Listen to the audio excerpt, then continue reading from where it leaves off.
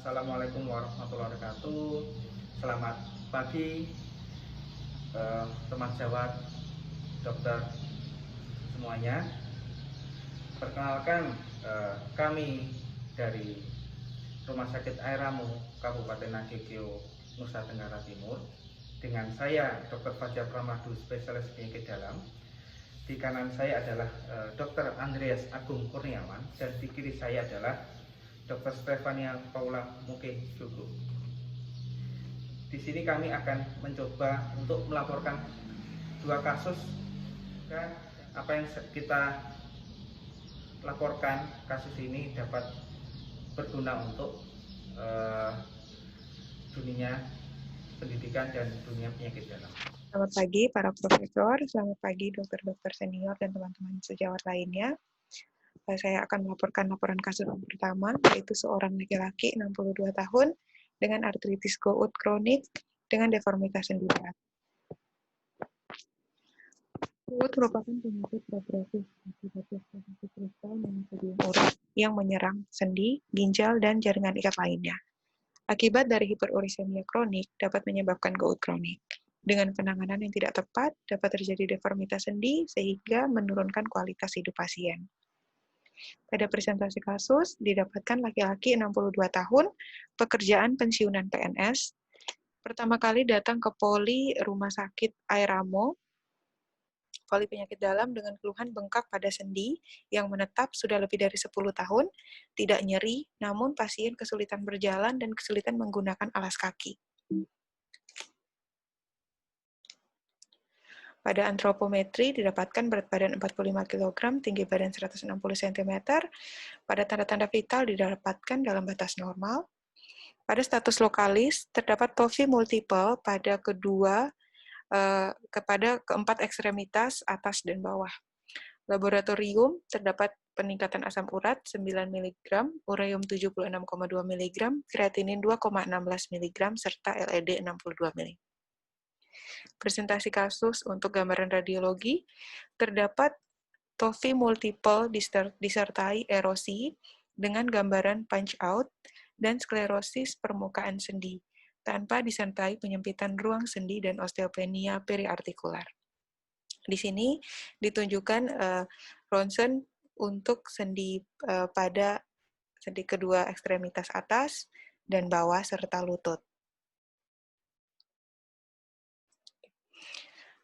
Pada diskusi, gout artritis memberi gejala berupa adanya keluhan nyeri, bengkak, dan terdapat tanda-tanda inflamasi pada sendi, khususnya MTP1. Ada 3 fase pada artritis gout, yaitu fase akut, fase interkritikal, dan fase kronik. Pada fase kronik atau artritis gout kronik faseosa dapat terjadi dekstrusi sendi berat. Diskusi pada kasus ini telah terjadi pasien telah masuk pada fase kronik, di mana telah terjadi gout selama 10 tahun lebih, sehingga telah terbentuk trofi, dan terdapat deformitas sendi yang berat, serta sudah mulai ada gangguan ginjal. Sehingga telah terjadi keluhan-keluhan, yaitu sulit berjalan dan menggunakan alas kaki, sehingga menurunkan kualitas hidup pasien. Kesimpulan, berbagai deformitas berat yang disebabkan oleh artritis gout secara kosmetik tentu akan mempengaruhi kualitas hidup pasien. Deformitas sendi tahap lanjut dapat dicegah dengan mencegah terjadinya fluktuasi hiperurisemia dengan modifikasi gaya hidup sehat berupa diet rendah purin, latihan fisik rutin, tidak merokok, serta terapi medikamentosa yang tepat. Sekian presentasi kasus dari kami, Rumah Sakit Airamo, Kabupaten Nagekeo, Flores, NTT.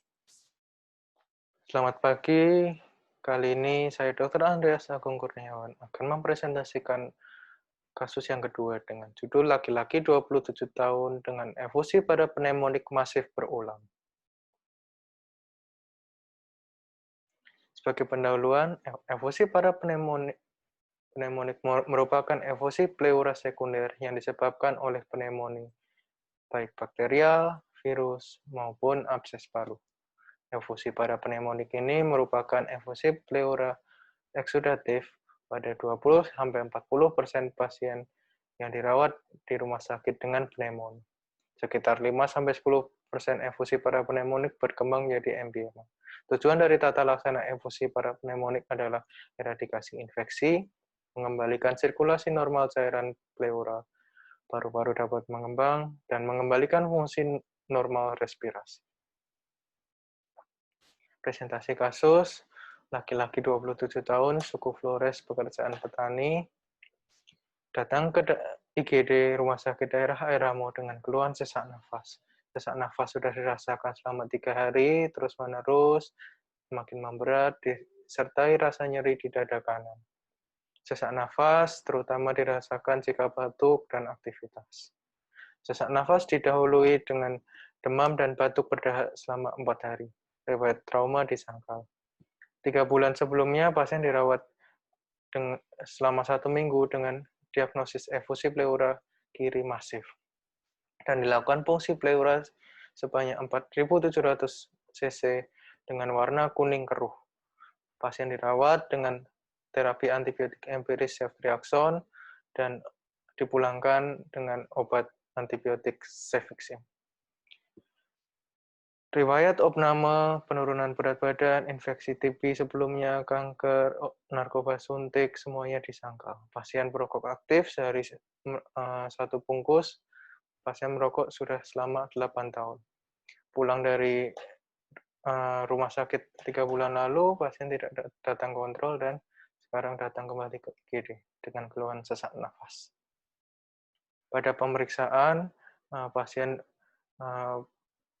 IMT 18,75 kg per meter persegi, tanda vital didapatkan takikardi nadi 119 kali per menit, laju nafas 26 kali per menit, demam 38 derajat, dan skor nyeri 4 di dada kanan. Pada pemeriksaan toraks didapatkan ketertinggalan dinding toraks sebelah kanan, kemudian stem fremitus dinding toraks sebelah kanan menurun, dengan perkusi dinding toraks sebelah kanan redup di SIC 4-7.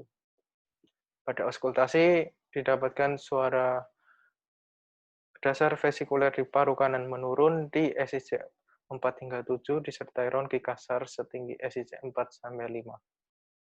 Pada pemeriksaan penunjang didapatkan hasil analisis cairan pleura dibandingkan 3 bulan yang lalu dengan sekarang, keduanya didapatkan sifat exudate. Dengan rivalta, nilai rivaltanya positif dengan rasio 0,70 dan sekarang 0,83. Warna kuning keruh dengan sel darah merah 3 bulan lalu 450, sekarang 250. Sel darah putih 3 bulan lalu 460, sekarang 530. Sel PMN 3 bulan lalu 26%, sekarang 66%. Sel MN 3 bulan lalu 74%, sekarang 34%. Glukosa 84 mg per desiliter, sekarang 73 mg per desiliter. Tidak didapatkan kuman pada pengecatan gram maupun kuman PTA tidak didapatkan. Pada lab darah didapatkan anemia ringan 9,9 dengan tidak didapatkan leukositosis maupun neutrofilia. LED didapatkan meningkat 3 bulan lalu 62 dan sekarang 125. Pada pemeriksaan sputum PTA 2 kali didapatkan hasil negatif. Pada ronsen toraks 3 bulan lalu didapatkan efusi pleura kiri masif memenuhi hemitoraks sebelah kiri. Sedangkan sekarang di IGD didapatkan efusi pleura kiri masif yang tadinya penuh dan dikeluarkan 4.700 cc, sekarang hilang kosong sempurna. Tapi sekarang didapatkan efusi pleura sebelah kanan setinggi SIC 4 pada lobus bawah dan lobus medius. paru kanan. Terapi, pasien dirawat inap dengan antibiotik empiris, ceftriaxone, ditambah dengan levofloxacin karena tidak didapatkan hasil sputum PTA yang positif. Juga dilakukan fungsi cairan pleura kanan, didapatkan 400 cc. Dan pasien dipulangkan setelah dirawat selama 3 hari dengan antibiotik pulang cefixime. Pada evaluasi 3